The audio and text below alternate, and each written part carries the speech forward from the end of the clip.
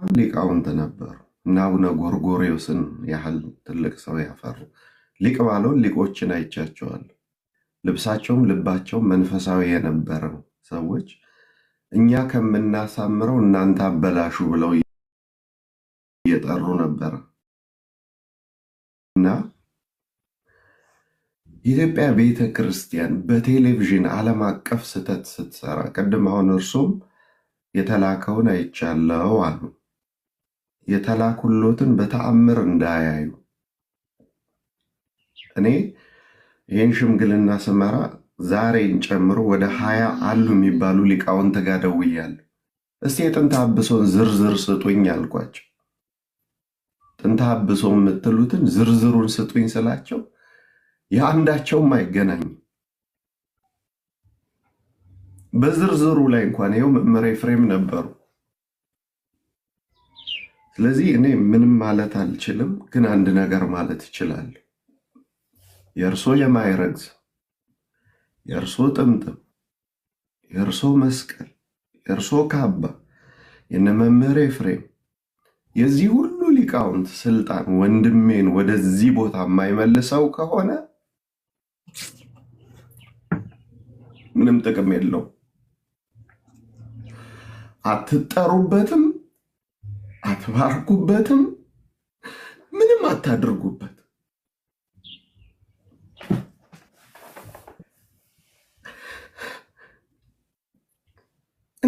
እንዴት ሰው ወሬ ሰምቶ በቴሌቪዥን ቀርቦ ጥንተ አብሶ ብሎ ሌላ ትምህርት ይሰጣል? እነዚህ ሁለት ወንድሞች ግን ተገናኝተው ሲነጋገሩ ሞት በሚለው ነገር ብቻ አይደለም እንዴ የተለያዩት? አርጋኖኑን አውጥቶ ያሳየው ማን ነው? ያዕቆብ ዘስሩ ግን አውጥቶ ያሳየው ማን ነው? ስለዚህ ሄዳችሁ ከተሸሸገበት ፈልጋችሁ ከተደበቀበት አውጥታችሁ ይሄ መስቀል ይሄን ወንድም የማያመጣው ከሆነ ይሄ ሊቅነት ይሄን ወንድም የማያመጣው ከሆነ ለእኔ የእናንተ ነገር ምንም አይደል። ምንም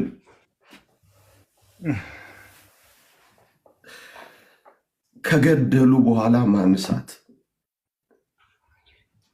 እንዴ? ከገደሉ በኋላ ከታክሲ ተራ የመጣ አንተ ብሎ ከገደሉ በኋላ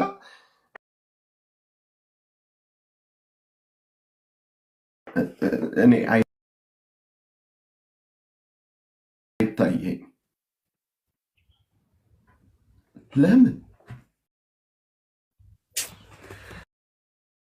በቃ ሰው በማይረጉ በደረጃው በክብሩ ሲቀመጥ ነው አይደል የሚያምር? እስቲ እናንተ ሊቃውንቱ አንድ ሩም ክፈቱና አስተምሩ፣ ልጆቹን ደግሞ ተዋቸው።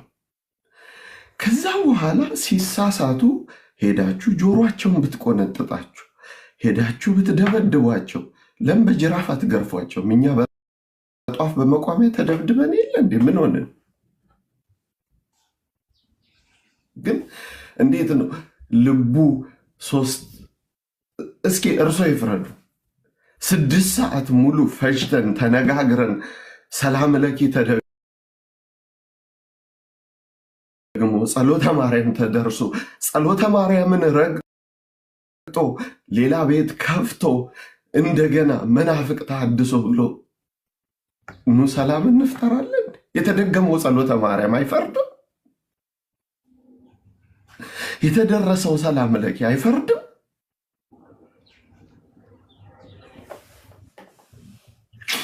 ስለዚህ እኔ ምለምኖት የእናንተ ሊቅነት የሚያስረው የሚፈታው ክህነት ይሄ ልጅ እኔ እንጃ ከየትም ፈልጋችሁ ብቻ እሑድ እሑድ ነጠላውን ለብሶ ከቅዳሴ መልስ ዛሬ ቅዳሴ ላይ ካየሁት ብሎ የሚያካፍል የዕለት እንጀራ የሚሰጥ ልጅ ነው። እስከ እሑድ ይህንን መመለስ ካልቻላችሁ you are the failure። ቤተ ክርስቲያንንም ፌል አድርጋችኋል።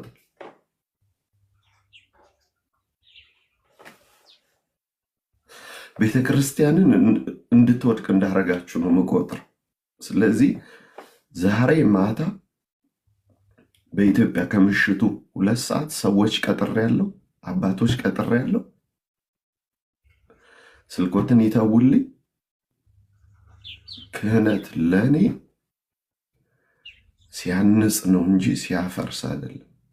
እንዲህ እነ መምህር ኤፍሬምን አስቀምጠን ሰላም ለኪ የምናስደግመው አንብቦ ለመተርጎም ወይንም ደግሞ አንብቦ ለመናገር ወይም ወጥቶ ቪዲዮ ሰርቶ የኦርቶዶክስ የቁርጥ ቀን ልጅ ለመባል አቅተው ነው እንዴ?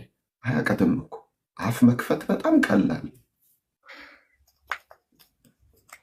ግን ክፋታችን ልኩን እያለፈ ነው። እኔ በህይወቴ እድሜም ሙሉ ማረሰው አንድ ክፋት አይቻለሁ።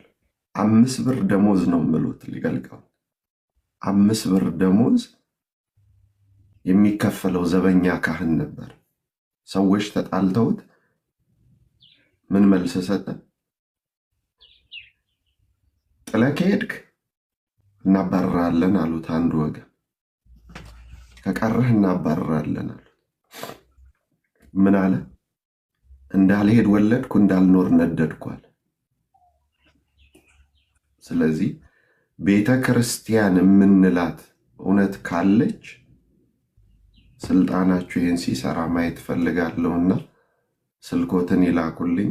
ማታ 8 PM ላይ የምንችለው እናደርጋለን። አንድ ሰፈር አንድ ኤሪያ ሰው እኛ ብቻ ስንል ትዝ ይላችኋል። ይህ ከነጉራችን ተንኮታኩተን እኮ የሆነ ሰፈር ውስጥ ነን አሁን። ታዲያ ቤተክርስቲያንን በዛ ልክ እንድትወድቅ እንፈልጋለን እንዴ? ድጋሚ እንዴ ከኔ ተማሩ እንበል እንጂ ተማሩ ምን ያለ እኮ ባለቤቱ። እስኪ መውደቅን ከኛ ተማሩ እንበል፣ መክሸፍን ከኛ ተማሩ እንበል። እስኪ አንድምታውን ተማርን እኮ። እኔ አሁን አልገባኝም፣ አልተረዳሁም፣ አላወኩም፣ ምንም ያን ያህል የለኝም። በወረቀት ደረጃ 4ቱንም ጉባኤ እኮ አሄድኩ።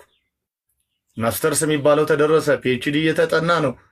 ቢያንስ ለአንድ ሰው ለዲፕሎማ መንገድ ከፋች ካልሆንኩ ምኑን ነው የማውቀው ታዲያ? የኔ ፒኤችዲ ምን ነው? የኔ ማስተርስ፣ የኔ ሊቀ ሊቃውንትነት ምንድነው ጥቅሙ?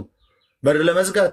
ያለ መማር እኮ ይቻላል። የግድ መማር አያስፈልግም እኮ ወንድምን ለመክሰስ፣ ወንድምን ለመወንጀል፣ የተሳሳተውን ደግሞ ለማሳሳት፣ እልህ ውስጥ አጋብቶ የሆነች ቃል እንዲተነፍስ ለማድረግ።